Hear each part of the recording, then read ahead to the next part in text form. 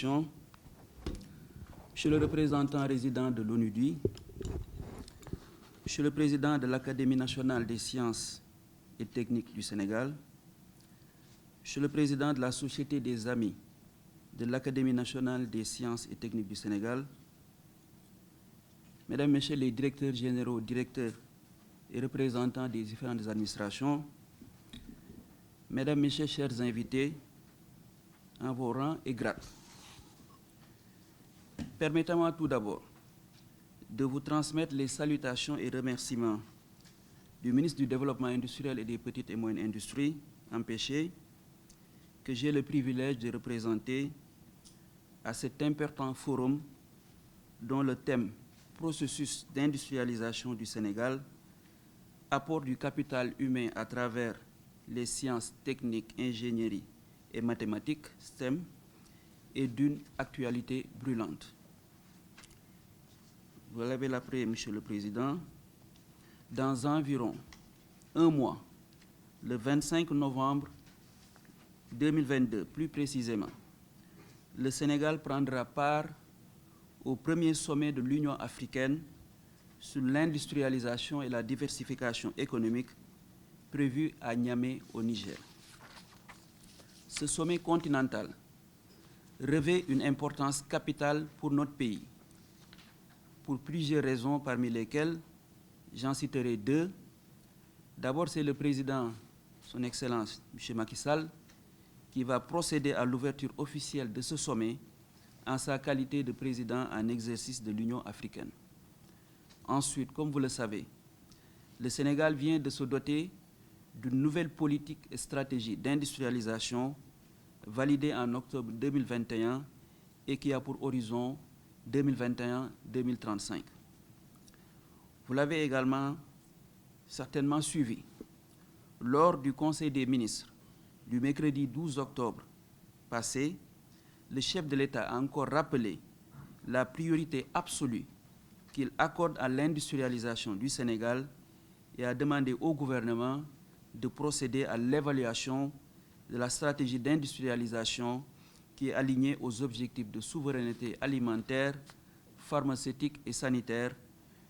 du plan d'action prioritaire accéléré ajusté du plan Sénégal émergent qui, pour rappel,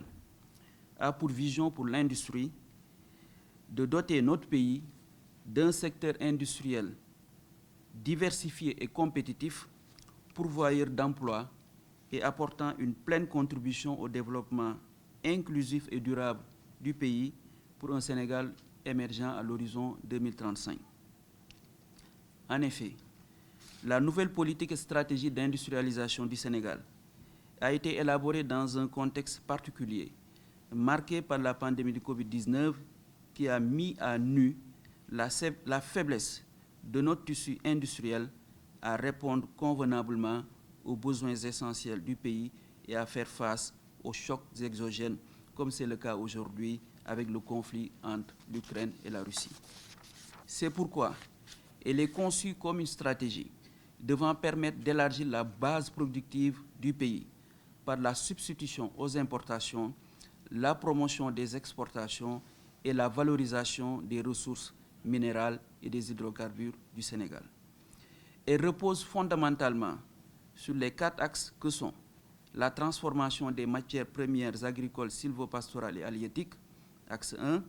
la transformation industrielle des ressources minérales et des hydrocarbures, et l'axe 2, le développement de l'industrie pharmaceutique et de la pharmacopée, axe 3, et axe 4, qui porte sur le développement des industries à forte intensité technologique et d'innovation, ainsi que le développement des infrastructures dédiées pour l'industrie 4.0. Parmi les interventions identifiées comme levier essentiel d'industrialisation, figure en bonne place le développement du capital humain, comme l'homme est au début et à la fin de tout développement. Or, l'étude diagnostique réalisée dans le cadre de l'actualisation de la politique industrielle du Sénégal a révélé que la faiblesse de l'industrialisation de notre pays trouve également ses racines dans le manque de ressources humaines qualifiées pour répondre aux besoins exprimés par les industriels, notamment dans l'industrie de pointe, dans les métiers scientifiques et techniques. Cette étude, autant pour moi, 19 métiers ont été recensés comme étant prioritaires pour les entreprises minières,